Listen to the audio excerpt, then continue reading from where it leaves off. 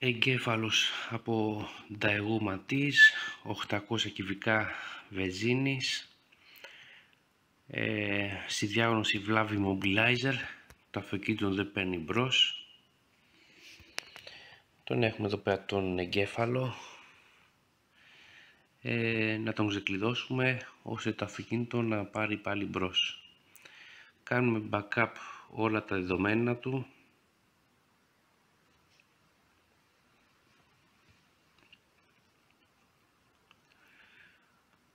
Ώστε να γίνουν κατάλληλες τροποποίησεις με το WinOS και το αυτοκίνητο να πάρει μπρος, γιατί είχαν αρκετά θέματα εκείνης της χρονολογίας τέτοια αυτοκίνητα λόγω της παλαιότητάς τους, και είναι μια από τις λύσεις από αυτές να ξεκλειδωθεί ο εγκέφαλος για να πάρει το αυτοκίνητο μπρος. Είναι με τον επεξεργαστή 29F200VV, τα πρώτα Daewoo Matiz.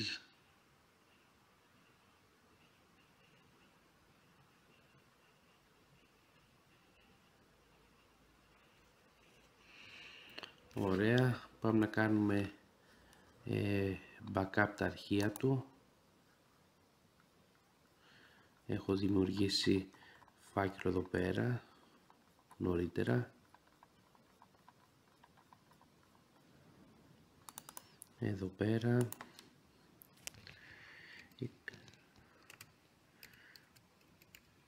Flash 29F200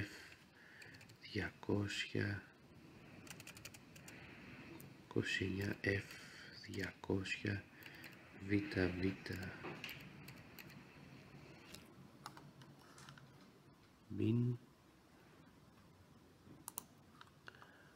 Πάμε να κάνουμε και ακόμη ένα δεδομένο backup εδώ πέρα που έχει.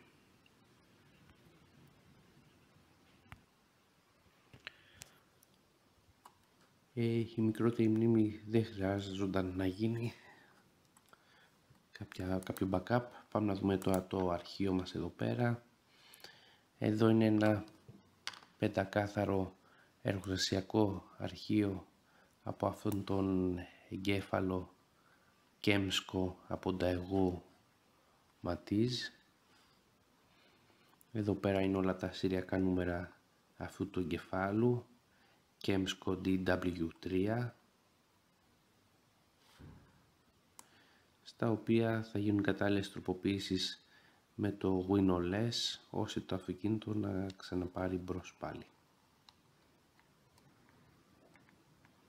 Πάμε να κάνουμε τις κατάλληλες τροποποίησεις για να πάρει μπρος αυτό το αυτοκίνητο.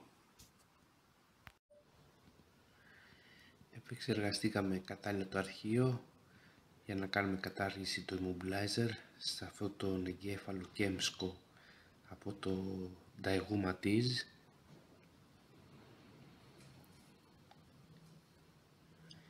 Είναι η κατάλληλη επεξεργασία και τροποποίησεις με το WinOS ώστε ο εγκέφαλος κινητήρα να ξεκλειδώσει και να πάρει μπρος πια αυτό το Matiz που είχε στη διάγνωση βλάβη immobilizer και δεν μπορούσε να πάρει μπρος.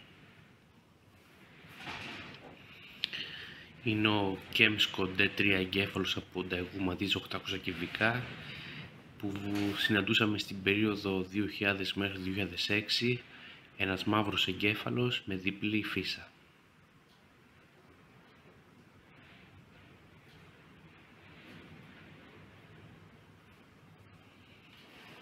Προχωράει η διαδικασία τώρα της εγγραφής αυτού του εγκεφάλου.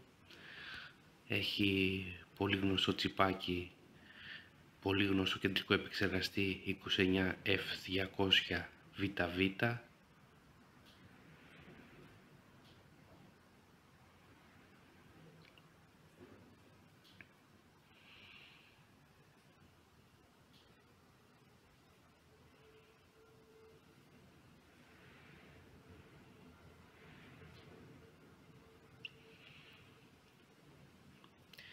Και η διαδικασία τώρα κοντεύει να ολοκληρωθεί. Το έγραψε πολύ γρήγορα.